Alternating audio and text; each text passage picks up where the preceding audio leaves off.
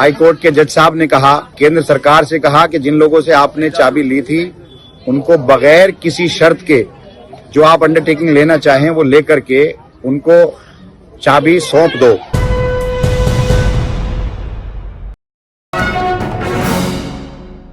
मरकज निजामुद्दीन को लेकर आज दिल्ली हाईकोर्ट से एक अहम फैसला आया है। आपको बताना चाहूंगा कि हाईकोर्ट ने मरकज की चाबी दिल्ली पुलिस से यह कहा है कि मौलाना साद साहब को सौंप दी जाए। पहले यह कहा जा रहा था कि मरकज की चाबी वक्फ बोर्ड को सौंपी जाए, लेकिन उसके बाद मामला उठा और यह बात तय हुई कोर्ट के जरिए कहा गया कि आपने चाबी मरकज के जो सदर हैं, अमीर जमात, उनसे आपने ली थी, लेकिन उन्हीं को आपको ये चाबी सौंपनी होगी। जिस तरह से पिछले दिनों ये बात भी सामने आई थी कि निजामुद्दीन थाने में ये कहा गया है कोर्ट में कि मरकज के मालिकाना हक के कागजात तबलीगी जमात दिखाए, मरकज दिखाए, मौलाना साद दिखाएं, जिसके बाद विवाद बढ़ गया था और ये कहा जा रहा था कि जिस ज़मीन पर थाना बना हुआ है वो भी मरकज की ज़मीन है, बाकायदा उसके कागजात मौजूद हैं, कब्जा कर करके थाना वहाँ पर बनाया गया है, वो वक्फ बोर्ड की ज़मीन है, मरकज की ज़मीन है, लेकिन आप किस वजह से वहाँ पर, क्योंकि न सिर्फ थाना बल्कि उसके बराबर में आवासीय परिसर भी है पुलिस का, वो भी मरकज़ की ज़मीन पर बना हुआ है। निज़ामुद्दीन की अगर हम बात करते हैं, निज़ामुद्दीन का मैक्सिमम एरिया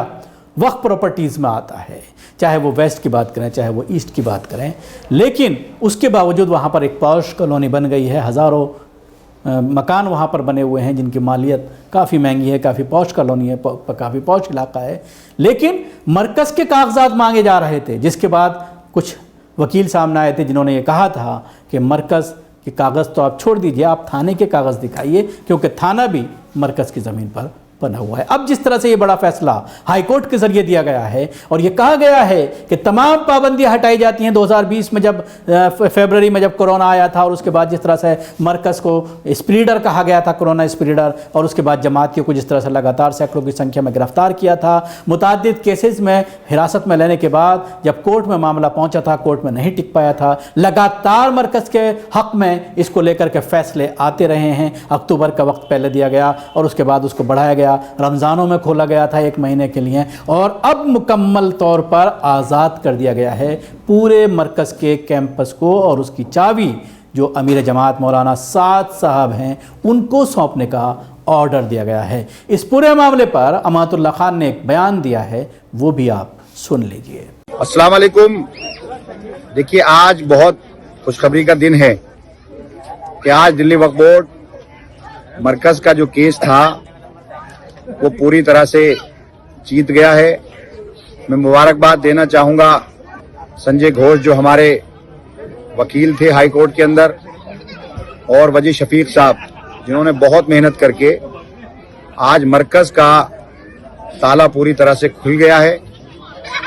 आज हाई कोर्ट के जज साहब ने कहा कि आपने जिन लोगों से चाबी दी थी, केंद्र सरकार से कहा कि जिन लोगों से आपने चाबी ली थी उनको बगैर किसी शर्त के जो आप अंडरटेकिंग लेना चाहें वो लेकर के उनको चाबी सौंप दो। उन्होंने कहा कि भाई दिल्ली वक्फ बोर्ड से तो हमने चाबी नहीं ली थी, हमने मौलाना साद से चाबी ली थी। उन्होंने कहा भाई आप मौलाना साद को आप चाबी दे दो, लेकिन बगैर किसी शर्त के आप जो है उनको चाबी दे दो। आज बड़ी खुशी का दिन है पूरे मुल्क के लिए, पूरी दुनिया के लिए, कि मरकज़ निजामुद्दीन जहां से पूरी दुनिया में दीन का काम चलता है, अल्हम्दुलिल्लाह हमारी पिटीशन पर वो खुल गया है। शुक्रिया।